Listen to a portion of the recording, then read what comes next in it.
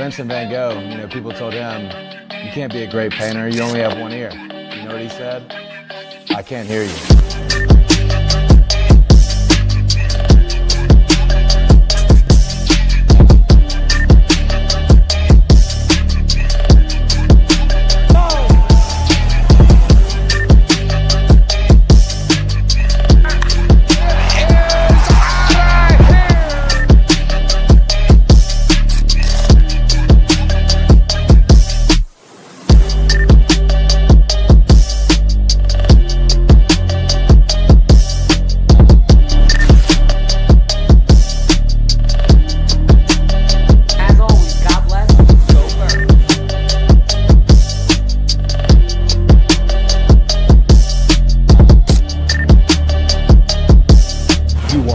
Listening to Sippin' Sports, a Phillies sports talk morning show with KJ and Dalt. Proudly powered by 302 Birds. Let's take it to the...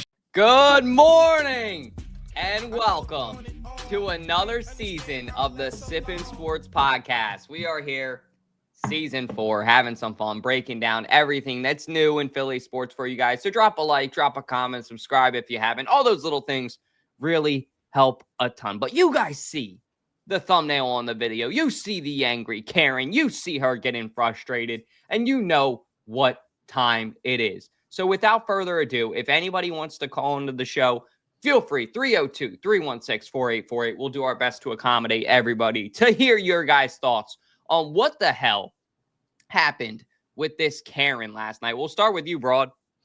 Look, when I watched the video last night, I was unable to really watch the game. But when I watched the video of this Karen, let me tell you something. What she did last night, that girl at the Phillies game, was an absolute disgrace. Okay, I get it. Everybody that goes to a baseball game wants a ball, wants a bat, wants a piece of the game. I get it. But what you don't do, you don't take it away from a kid. You don't attack a kid. You don't attack the kid's dad. You don't do that. And I just thought it was a disgrace. And in the end, the kid won anyway. He got to meet Harrison Bader. He got a signed bat. And not only did he get that from the Phillies, but he got some nice memorabilia from the Marlins. So, I mean, a grown-ass woman attacking a kid and the kid's dad because they wanted a piece of the baseball game. And when I watched the video, I don't even think she was close to getting the ball anyway. Mm-hmm. So it's like, look, and look, here's the thing. This happens more than you would think at baseball games. People that are like, oh, I need the ball. I need the ball. I need it. It happens more than you think. But the fact that people clip this girl should be banned from ML. This girl should be banned. She should be barred. She should never be allowed to go to a baseball game. That was a disgrace. That's like Zach Campbell, dude. That is exactly like Zach Campbell doing some dumb shit like that. And again, I get everybody wants a ball, wants a bat, I get everybody wants it, bro. But you can't if it's girl to girl or girl a adult to an adult, but you're attacking a kid and the kid's dad. You know what I mean? You're attacking a kid and the kid's dad about a baseball that you may get another one. I don't know, but she should be banned. That was a disgrace last night. Yeah, it definitely was. I mean, I was watching it. I was actually at Manco's. I didn't mean to say Max. In Ocean City, I was watching it there a little bit. And we saw it happen live, and I'm like, whoa. I'm like, you just see that lady. I was with my family, and I was like, yeah, what the heck? What's up with her? And I was like, oh, she's pissed. I'm like, she's up in that guy's face. You can just see he's all defensive, and like, what the heck's going on? Protecting his kid. I've seen this before. I've seen people go crazy for baseballs. It's insane. And really, she didn't really have possession of the ball. And if you do, yeah, it's your ball. But I mean, she never had possession of it. If it's on the ground, it's free for all. Whoever can get there fast, that's your ball. And the guy got there as fast as he could. He sacrificed it for his kid. I mean, that's a great father right there. He was making sure his kid was protected right there with the ball. And then you got some freaking a-hole Karen out of nowhere, just right in his face, like, yeah, yeah, yeah, yeah, yeah, just yapping his face, give me the ball, it was mine, yada, yada, yada, yada. And as Broad was just saying, honestly, the kid won because her reaction, her actions that she displayed got him even more than just a baseball, but got him an encounter with a player who hit the home run in what's his name? Oh, we got a call. Should we wait for the call? Yeah, well, we'll go ahead and answer it, and you can ask the caller what they think, and then finish Okay, your take cool. after. It's All right. Havens. We got Havens on the line. Havens. Hello. Morning. Yo, Good morning, fellas. How you guys doing? Pretty good. what's up, bro? What's up? So I just wanted to come on and talk about this Philly Karen lady real quick. I agree exactly what Broad said. She should be banned. It's not like the dad went like way out of his section to get it or anything. He literally went like 10 seats down, grabbed the ball. And it's first come, first serve. So you know what? She should have been down there. She should have grabbed it quicker. Got to be quicker than that, like the old commercials used to be for State Farm. You almost had it. And to go up to him and to go up to his dad and like make him give you the ball is just the jerkiest of jerk moves you could have done. And I want to applaud the Marlins for the way they handled it. And then also Harrison Bader for personally signing the bat and giving it to him. That was a real class act. And I'm just glad he's a part of our team for that. I was always curious about this, though. Like, not just with this scenario, but like in scenarios like this, like how do the players know that something like that happens and they have to give them like a bat or something? Like, does somebody go tell one of like the Marlins, like Usher? Like, I don't know how does that work? Do you guys know? Like, you know what I mean? Like, so somebody go and tell them that, hey, you know, a kid just got a ball robbed from him, you know, go give him a bat. Like, is that how it works?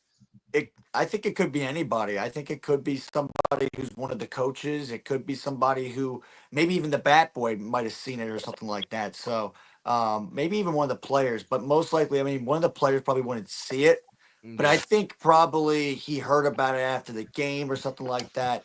And maybe one of the coaches just told him, and then he just kind of did that act. And as I was saying before we answered Haven's call, it was such a great act by Bader to do that.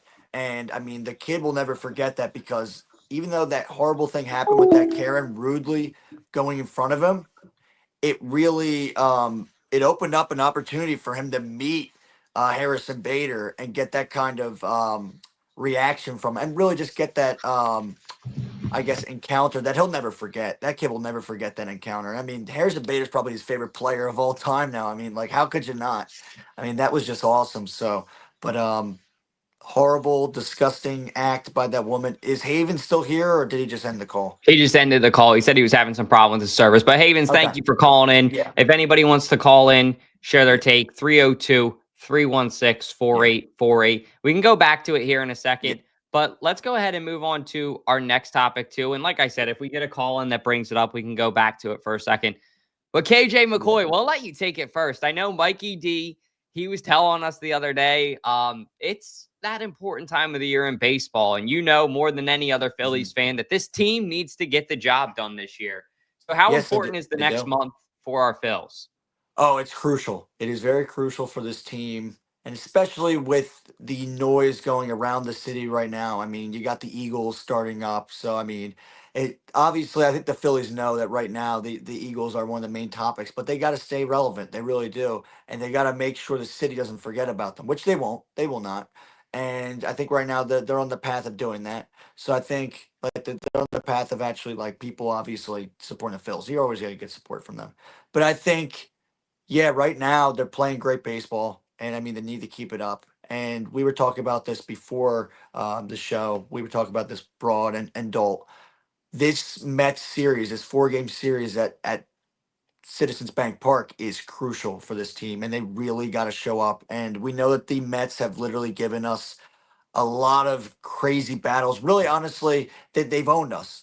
And we honestly got to change that narrative. And because it's annoying. It really is like that pest that will never stop bothering you, like that freaking fly in your house that you just can't kill with the fly swatter.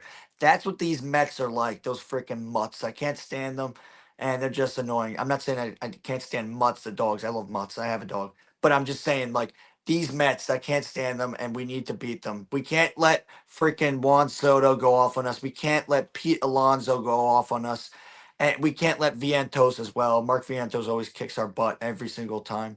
So it really sucks because we have not had the greatest luck against the Mets. But honestly, that table can turn, and I hope it does. And let's just see what happens. So they need to stay competitive, and they need to stay confident for sure. It's time for the Philadelphia Phillies to step it into a higher gear. That's what time it is. It's time for the Phillies to show that they are made for the postseason. It's time for the Phillies to show that they are real, legitimate contenders. I mean, beating up on the Marlins or whatever, but the Mets are coming into your place. They're coming into your place. They're trying to beat you down, and honestly, I have no faith in you guys right now. So. And I'm sure there is a lot of fans out there that are like, well, we play the Mets at home. It doesn't matter that we're playing them at home. They're still going to grill us down. So I mean, this is like a postseason series. The fans that are going to the ballpark, you got to bring the energy.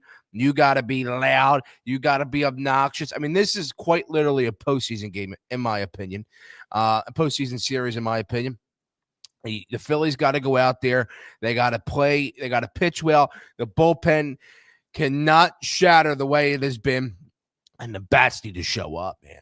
The bats. I mean, and just to talk about Harrison Bader a little bit, if I had to give somebody an MVP to this baseball team, it'd be Harrison Bader. And I know he's been here for like a month or however, a little over a month, man. Harrison Bader has been great to this baseball team. I'm just being honest with you. When I think about Harrison Bader, this team before Harrison Bader got here was just completely lost. They had no identity. There was no swagger on this baseball team.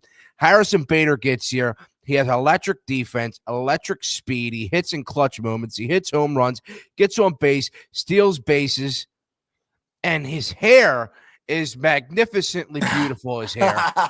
And I don't know. Remember last year in 2022, CJ bringing that swagger, that confidence, and that is exactly what Harrison Bader brings to this baseball team. So Harrison Bader, everyday player. Castellanos, I'm done with him. But yeah, I mean, I'm at the point right now, big series versus the Mets. This is time to step it into a higher gear. Time to prove to people that you actually can beat the Mets.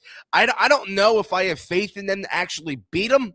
But just because I've been so fractured every time they play the Mets, it's like, hey, we're just going to get crushed by them. But, hey, play good baseball, hit the ball, get on base. You know what? Look, and here's something. Right after the Mets series, and we didn't do a Sip It Sports last week, so I'll bring it up now. So I was listening to WIP after that Mets series, and I think it was Joe and Hughes, the midday show, and they were saying that they think that the Phillies, when they play the Mets, it's not that the Mets are better than them or anything. Oh, we got to call. Take that. We got to take the call. Let's go. So we got Stephen Roth calling in this morning. I think he's Rothman. going to want to let us know his thoughts on the Phillies. Stephen, good morning. What do you want to talk about? The Rothman. Okay, so let's talk about that Halen last night. Yes. First thing, okay, because that had me blowing my mind last night. It's like, why would you try to take a ball from a kid in the first place? And second of all, I look at the video much more closely. You didn't even get the ball in the first place. The father of the child got the ball. So it's like that Kellen should be diminished from that game, from the stadium for good. Do you think he should be banned from all the stadiums and all the 30 MLB stadiums? Absolutely. Yeah, I think so. I mean, she's gonna probably do it again. I mean, do you think she honestly is a worse soul than Zach Hampel at this point? Or is Yeah. she up there? She's up there, right? Yeah. Yeah, exactly. But yeah, what else do you got for us, Steven? So you all talk about the clutch time for the Phillies. So let's talk about that now. Yeah. Okay, it is time for the Phillies to kick it into gear. Okay, and start winning about a lot of these games in September. Okay, because their magic number is 17 to clinch the playoffs, to clinch a playoff spot right now, and I think it's 19 to clinch the division. Okay, and it's minus from the Mets when they lose. Okay, so beat the Miami Marlins. Okay, next you have a 4 crucial game series against the Mets, and unfortunately on Thursday it's on Fox. Okay, Yeah. beat the Mets. Okay, beat them to the end, please, at home. Okay, you have all the fans around you at home. You know how to win at home. Please try to win 4 out of 4 or 3 out of 4. That'd be just great. And then the Mets can be done for the playoffs. Hopefully, because they haven't been doing good on the road. The Mets hasn't, what I've been hearing. So, please try to beat the Mets for once, please, at home. Just beat them. Okay? Because you can't allow to have the Mets to have your number at all. Just don't. Okay? Yes, they lost in Citi Field, but now you're at home. You have all the fans around you, and they will be rowdy. So beat the everlasting Mets, please. Beat the hell out of him, Rothman. Tell him. I mean, you're right, man. Now, let me ask you one quick question, Rothman. You brought it up a little bit on the Eagles post-game show. We'll get to it a little bit later in the show. But really quick, what were your thoughts on Spitgate? Oh, the Spitgate, yeah, from last night. Oh, yeah. That was like I said yesterday. I'll say it again. That was uncalled for what he did, but David Prescott instigated it, because if you heard from his press conference, he said that he did it first on the ground. It's like, seriously?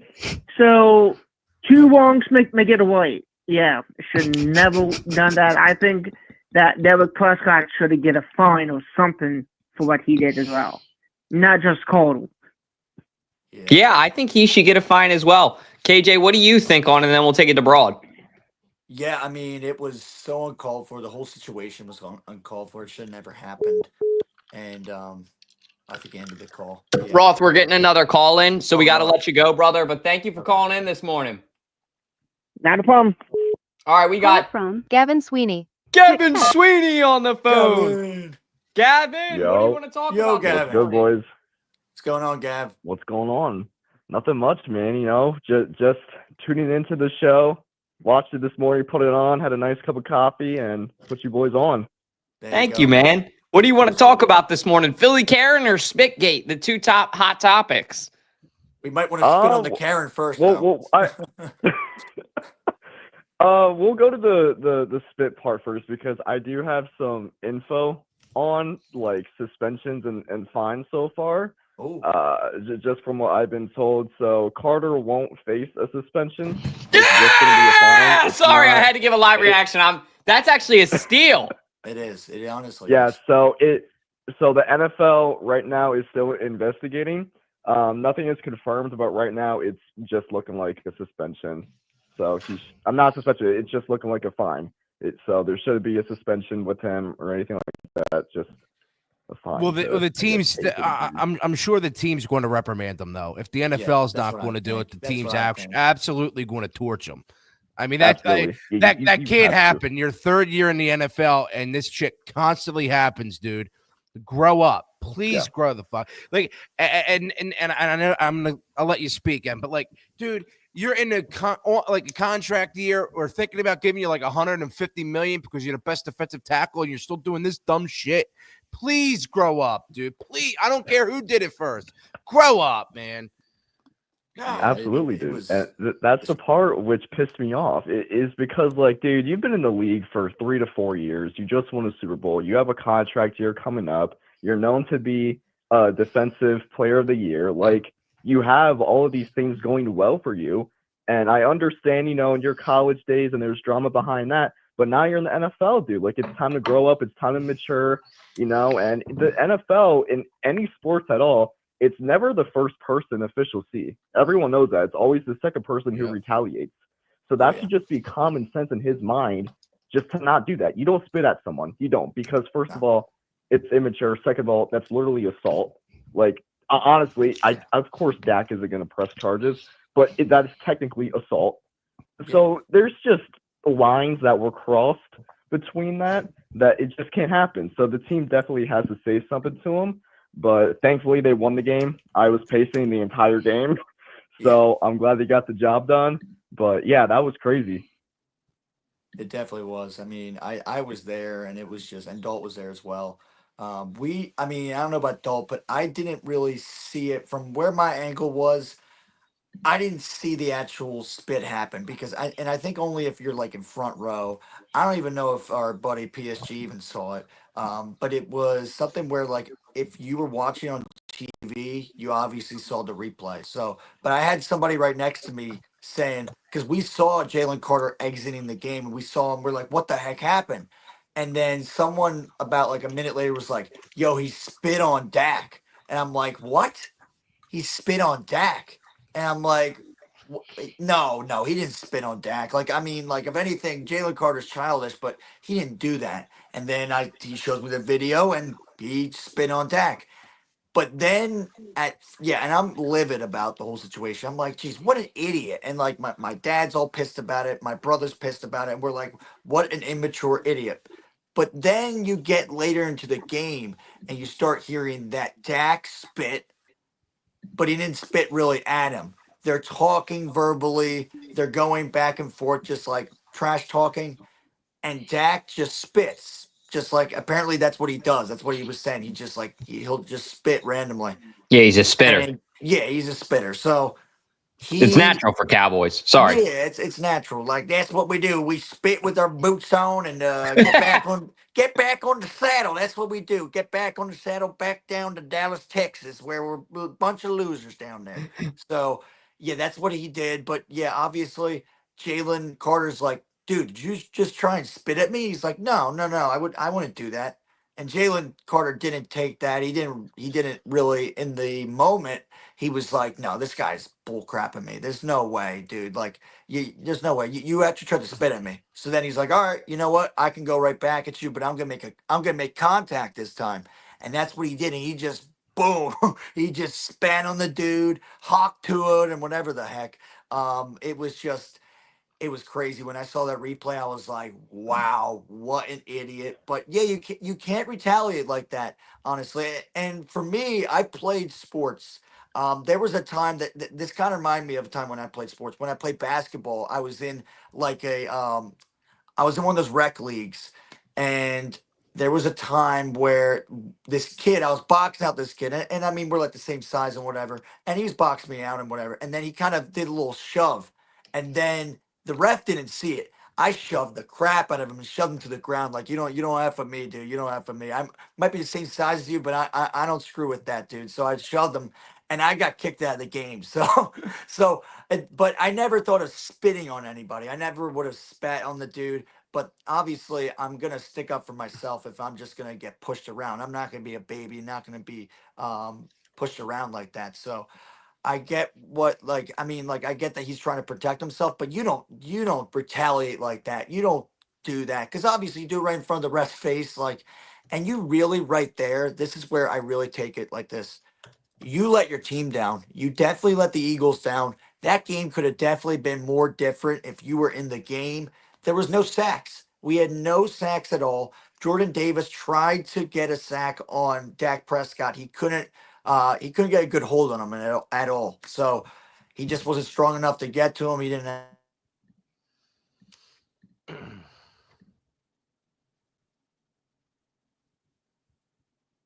I think we lost you, KJ. I don't Yeah, know. I didn't know if it was just me. I couldn't hear him. You Yeah, might need to I come lost back KJ and as join well. again, KJ. We can't hear you now. KJ, can't hear you, brother. Can't hear Cannot you, hear you, but bro. It was a crazy. I'm gonna add you. crazy Maybe time. try joining and coming back. But what were you saying, Gav?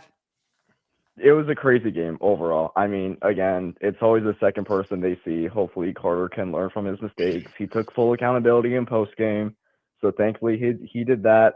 But man, like Dallas had a whole scheme against Carter. You know what I mean? Like when you're that dominant that a team has to make a different scheme because you're playing against them, and then you pull that, it's just not ideal. It's just not okay. You just But can't do it. I mean, if you think about it, though, every possible team could look at this and be like, yeah, it's easy to rage bait Jalen Carter.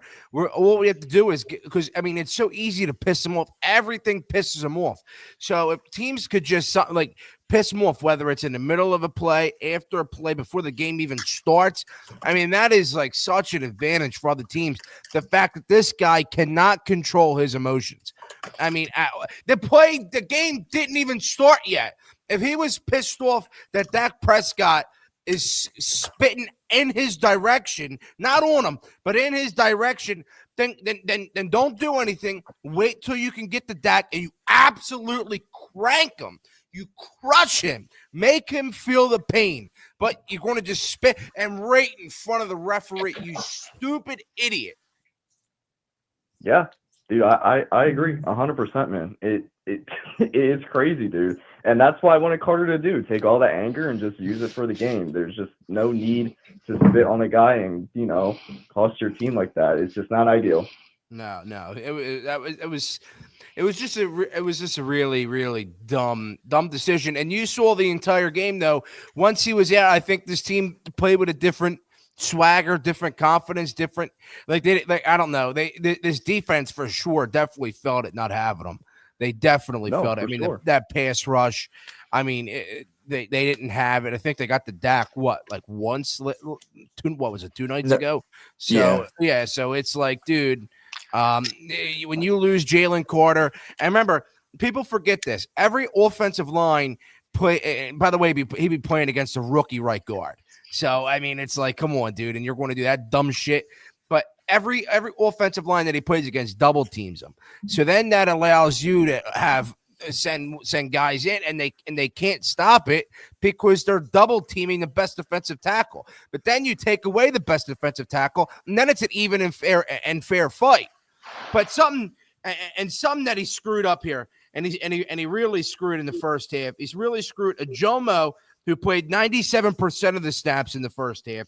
And then Jordan Davis played 87% of the snaps in the first half. That is the first time since 2016 where defensive line guys played more than 80% of the snaps, dude. That was big. We already know Jordan Davis cannot be out there that long. And he screwed the team. He really screwed them. Mm-hmm. Yeah, they really could have lost that easily. I agree. Yeah. Of course.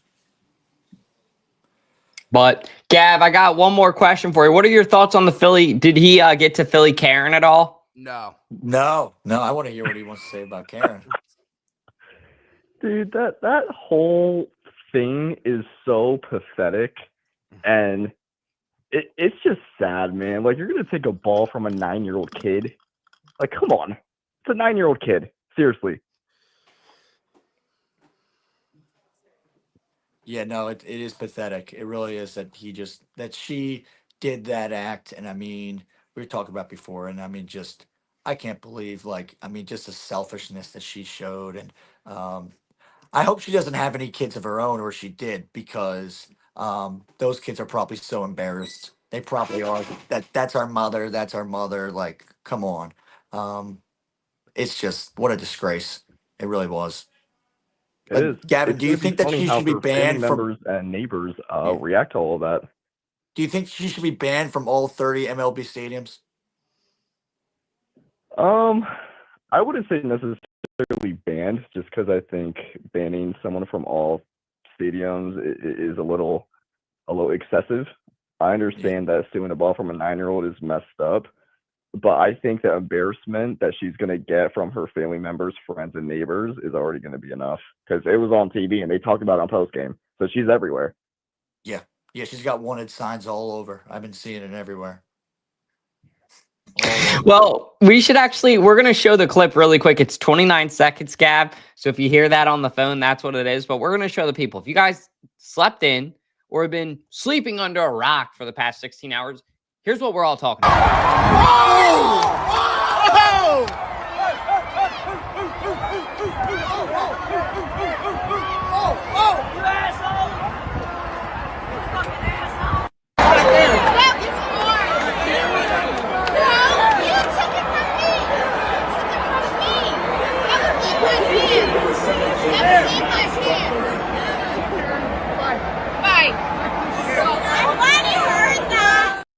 All right, I've been waiting to go in on this one. KJ McCoy said it best on the group chat, so I'm going to take this one.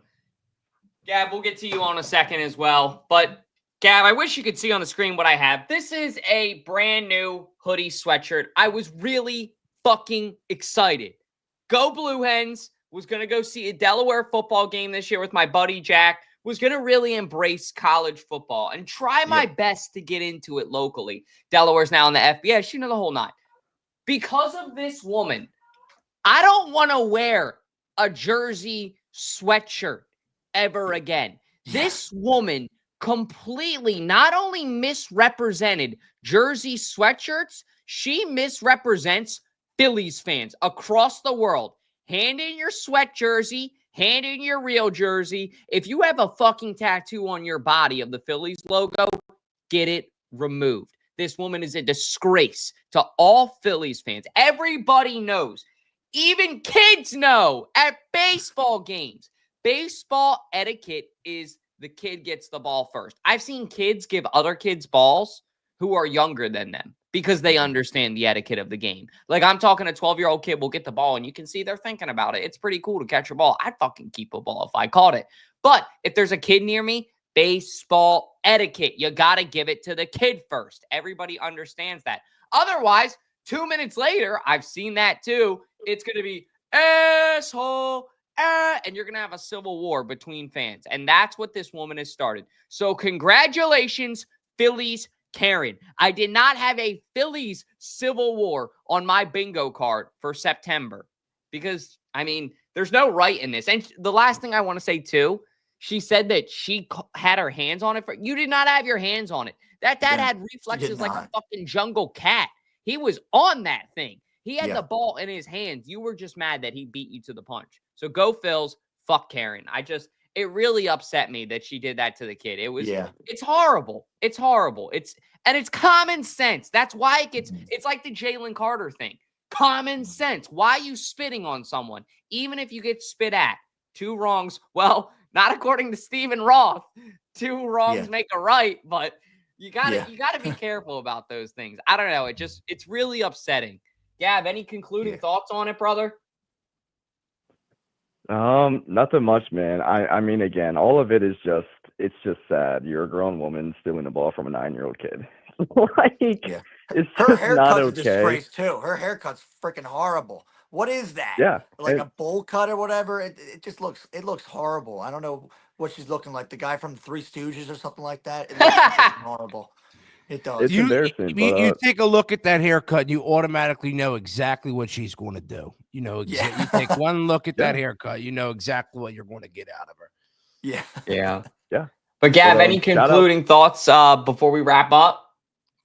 Nothing much, man. Shout out to the Phillies and Marlins. The Marlins gave the kid like a prize pack, and then he got a signed bat from Bader. Class act. So shout out to the teams for doing that. But that's all I have, man. Well, thank you for calling in, man. I will say you're our longest call-in ever in 302 Birds history. You now hold the honor of 15-minute call, and we appreciate you, brother. Smooth as butter. There you go. Wow. Oh, yeah, Gav. 16 minutes. He just crossed the line. 16:02. Somebody beat him to the punch.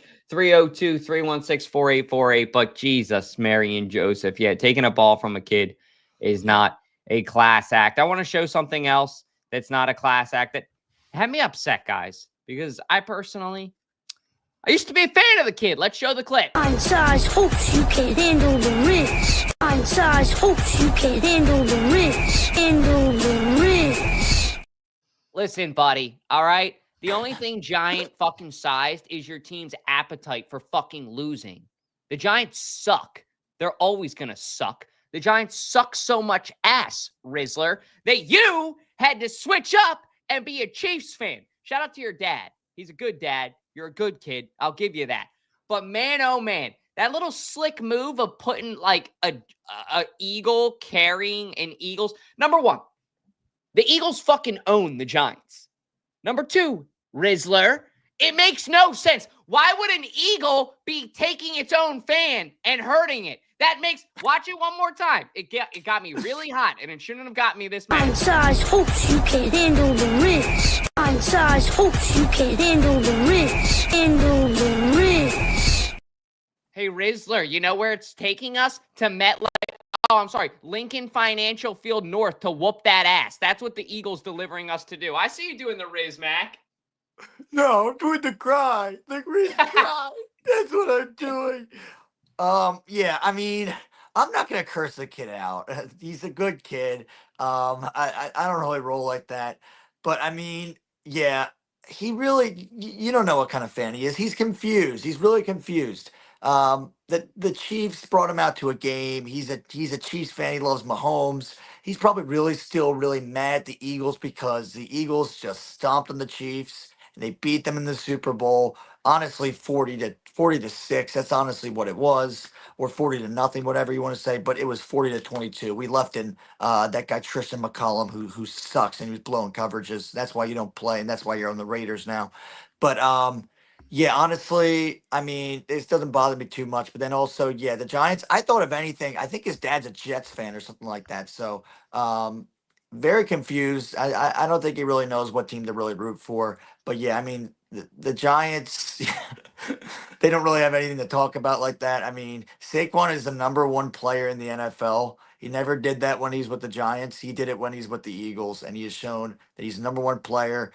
He won the, I think it was the Offensive Player of the Year. He also is the Madden cover, so he's doing way more better things back in the state of Pennsylvania, where he started out in PA. Obviously up in the Allentown area, and then he went to Penn State, and then he was obviously with the Giants, and then he came back to Pennsylvania and is now rocking with the Birds and helping us win a Super Bowl just like he did before. So yeah.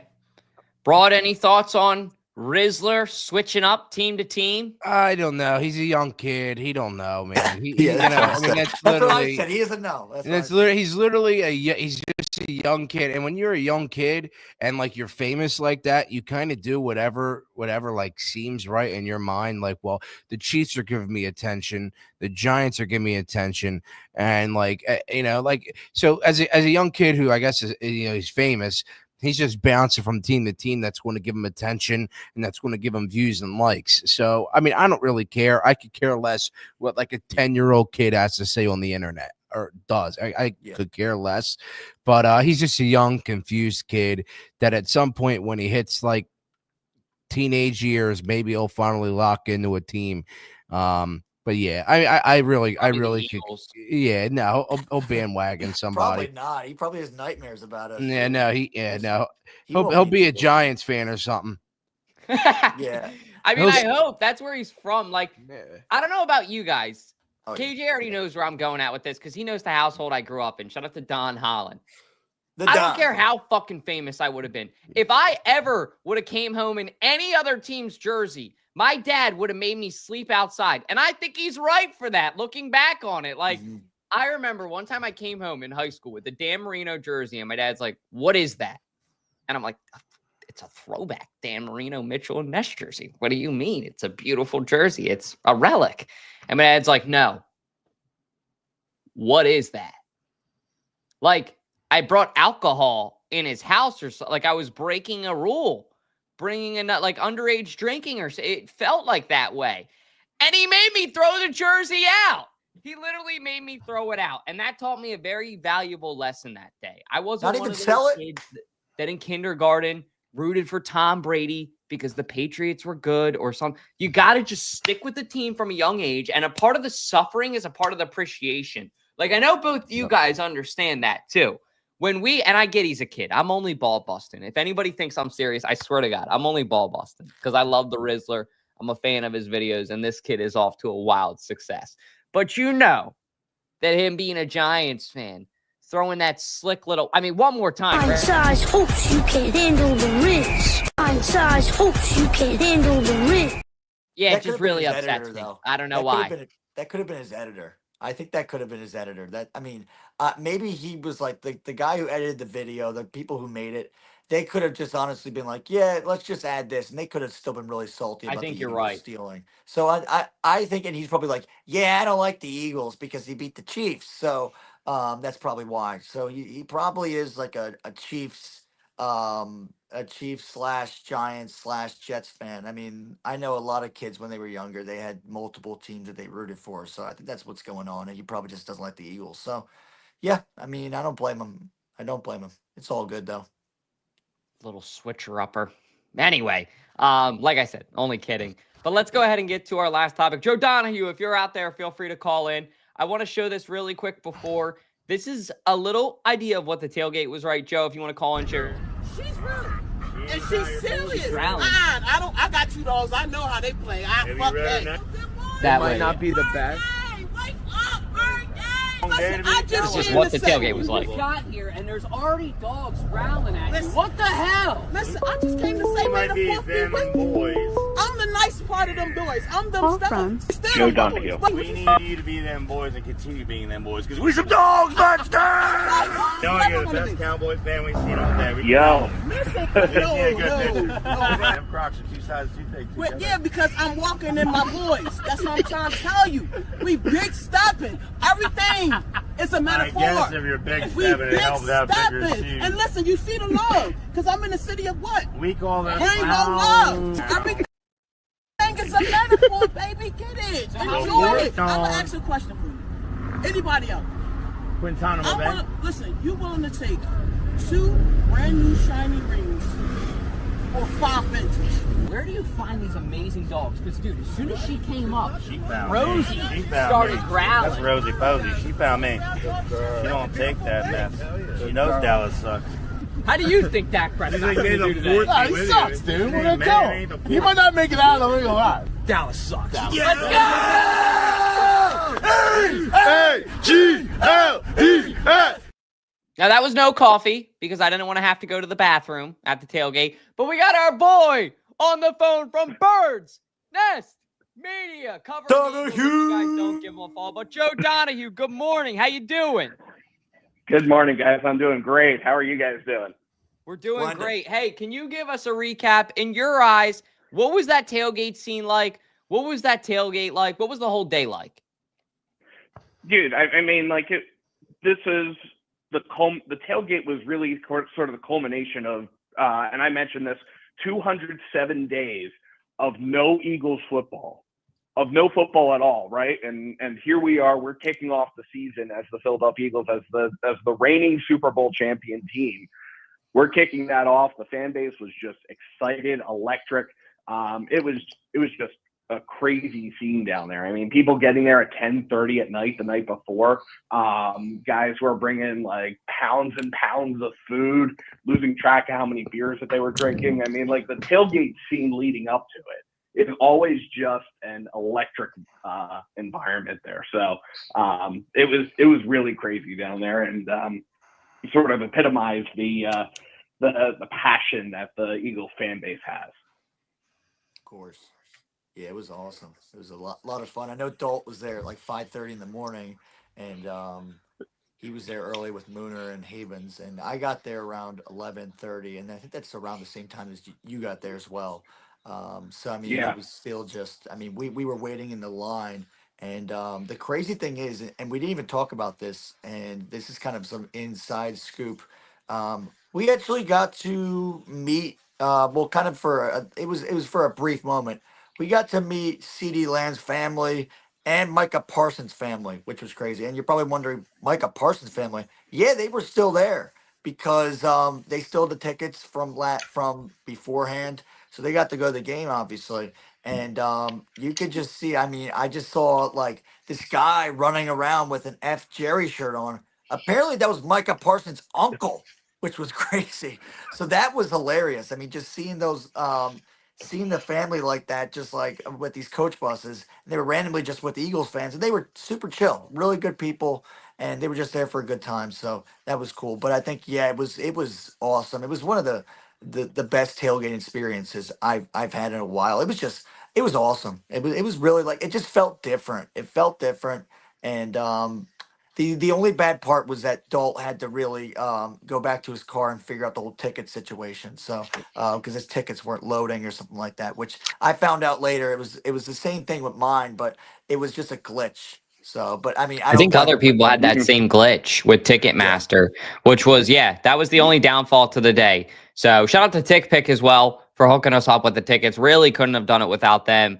But you're right, KJ. That was one of the best tailgates. And shout out to the picture you guys see on the lower third. It's like one of my favorite pictures I've had throughout my life. You guys can ask KJ. I don't really shake for Eagles players that much. It's the mascots and the personalities that really hype me up. Like Gilly in the video, I'm shaking because I got super excited to meet him. Same with Swoop. I've got a picture with Swoop once. It was at McDonald's. And what happened was it was at the McDonald's in Bear, actually, right by my house on Route 40. And they had an event. They said Swoop was going to be there. Now, my girlfriend wasn't home. Otherwise, I would have brought her and been like, hey, can you please take a good photo of me and Swoop? So this old man took the photo on my iPhone. And the lighting was terrible, and it was with no flash. And he was a good guy. He tried his best. He just didn't understand. So it killed me because I never got a good photo with Swoop. And little did I know, a year later, I would get not only a picture with Swoop, but a picture with Swoop's Super Bowl ring. I thought that was a nice touch, too. I mean, what was your thoughts on the tailgating, not the tailgating scene, but, I guess the tailgating scene, but also the Lynx presentation? From top to bottom of just the Super Bowl ceremony, the Super Bowl activities, everything that they had to celebrate 59. What was your jersey too, Joe? That was awesome. That was awesome. What was your thoughts on kind of the presentation? So the jersey thing, I'll touch on that because I had a long history of like not wanting to get a jersey of a player that would subsequently leave the team. Like I've had a history of that. Like one of the earliest jerseys that I got was a Terrell Owens jersey, and that was when he was with the Philadelphia Eagles, and he was like off the team 2 years later, and it was like, okay, let me duct tape over Owens and put a Bonk's name on there because he took 81 after Owens left. So I have a It happens. aversion, like going back to when I was a kid, of not wanting to have jerseys of a player who is no longer on the team. So I haven't had a ton of them. So like I have a similar variety of the jersey from it's 52 champions on the back. And then for the Phillies, I have a similar jersey as well, 08 champions. So there's stuff on that regard. When it comes to the celebration, I do think it was a really nice touch highlighting the Eagles Autism Foundation community. As part of that, I think that was obviously that's a mission that's close to Jeffrey Lurie's heart. But also, I think it's just really cool to give those fans that opportunity to be there, be part of that celebration. BG coming out there doing everything was incredible. I saw somebody online posted a reaction video. It was a Cowboys fan and in his reaction video, he alluded to like, why is Boyz II Men singing the national anthem? And it's like, oh, they're from Philly. Oh, I can't listen to them anymore. So I think there was so much that went into that, and I think that I think it was really just kind of like, okay, we put the button on the Super Bowl 59 championship, banners unveiled, everything's good. It's a great celebration. Let's move forward. Let's buckle down and try to get another one of those home. Broad, what are your thoughts on the whole thing? What was the presentation like from your perspective too? Because I know you were watching. Then you also did your post game. So guys, if you don't, go give a follow to Broad Street Sports. But what was it like watching the game too? after the whole spit thing, did the team seem rattled at all, or did they seem like it kind of invigorated them? Well, I'll tell you this, though. During the ceremony, I thought the ceremony from the TV perspective was not that good. I'm just being honest with you. From TV, it was just like they came out and all they videoed was Jeffrey Lurie and BG walking out to, I guess, like a stage or something. And then they did like the fight song, and then they unveiled the banner. But that's all. I don't know if there's anything else, but that's all they showed on TV. And then that was it. And then they videoed the team coming out of the tunnel with that guy, with the guy doing the fight song again.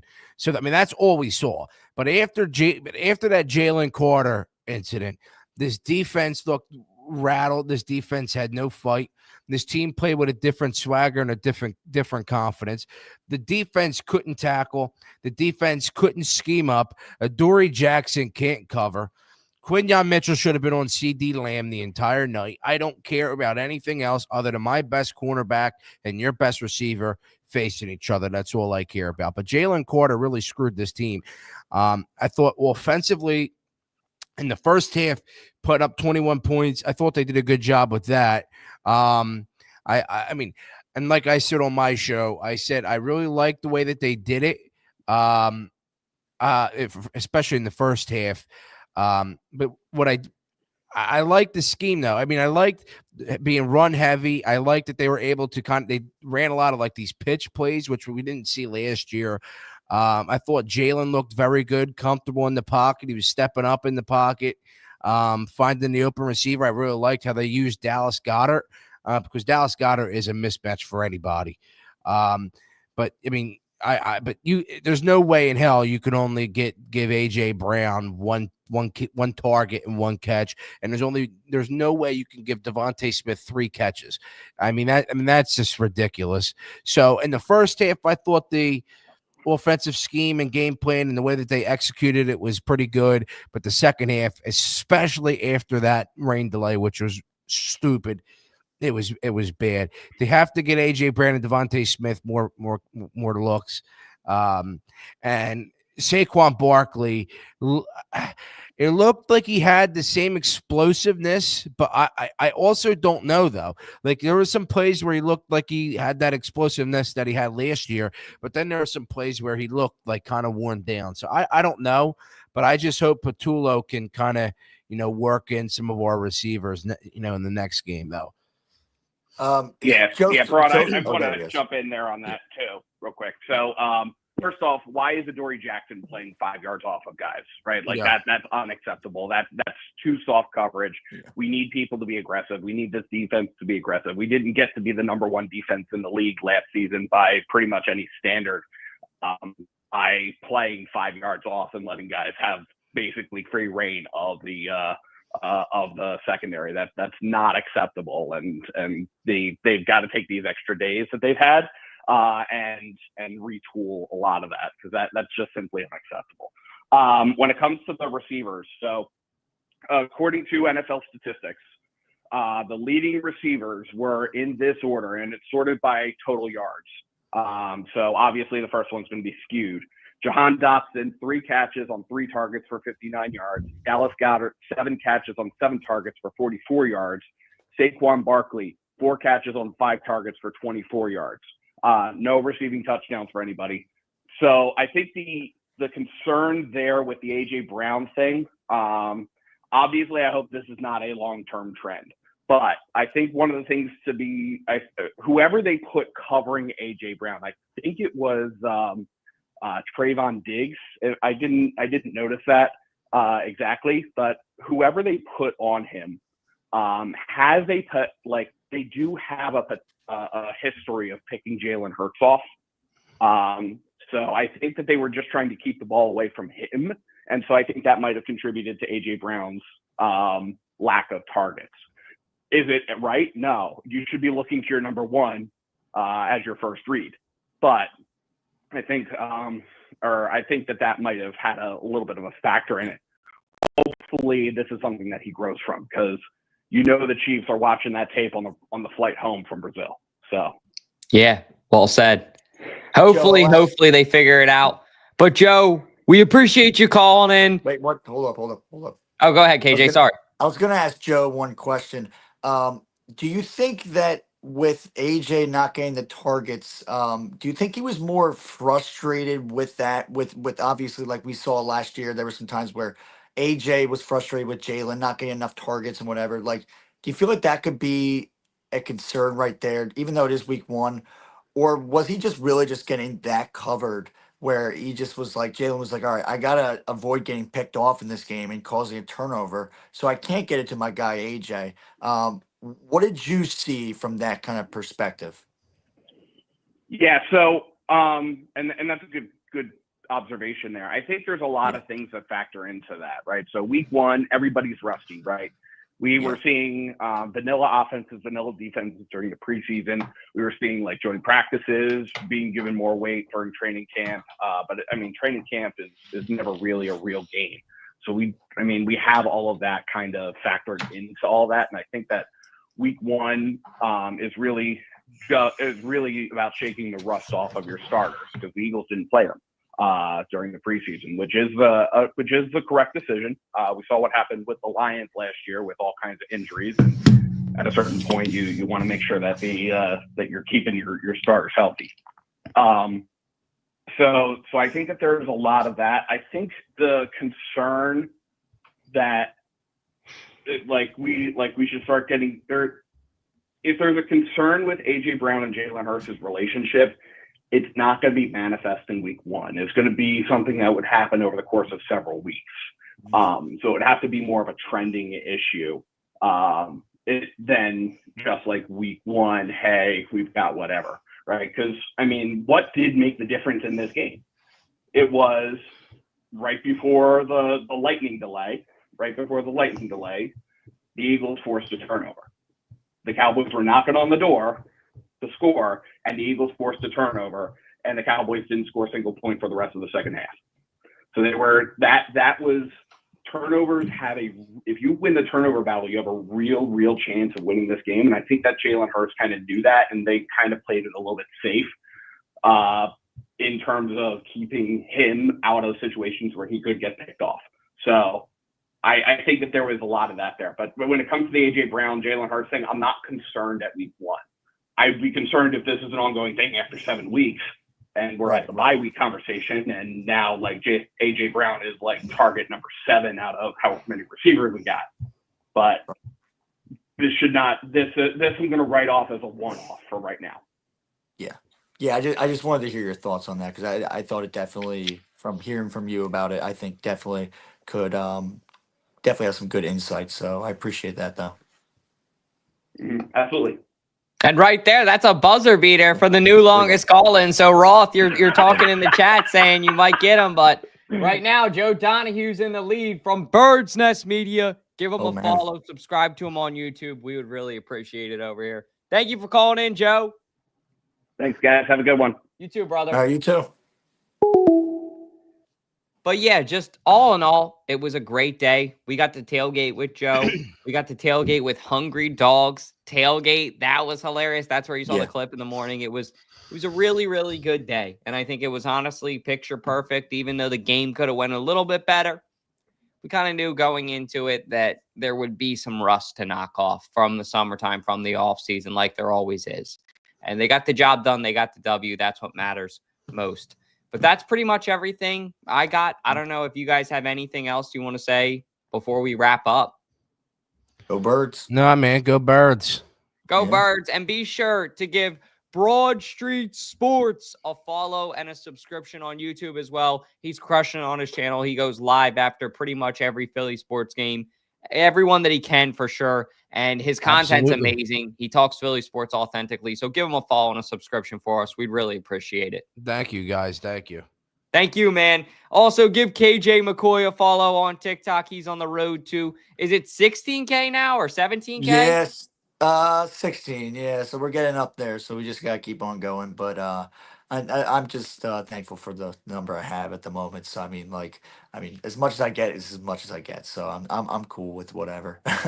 Well, stay tuned, and we're doing a lot of fun things at 302 Birds. Stay tuned for our 2 watch parties we got. Next weekend, we got one at Chesapeake Inn with Deshaun Jackson. So come out to that. I'd love to see you It's there. gonna be awesome, And guys. then October 19th, Founding Brothers. KJ McCoy and I will be the Eagle Cowboys that day because we're playing the Vikings. So it doesn't really matter. But we'll be at Founding Brothers, a Nashville bar, which is on Main Street. We'll be listening to some honky tonk and some country music as we beat down the Vikings. And I guess technically for the Vikings, we're Southerners because we're more South. So we really got to embrace the honky tonk then because we're Southerners to those Northerners, even though we're technically, I would say, Northerners. But anyway, that's all we got on Sippin' Sports. Be sure to drop a like. Be sure to drop a subscription. We really appreciate it. And other than that, I hope everybody has a great and safe weekend. Go Phils. Go Birds.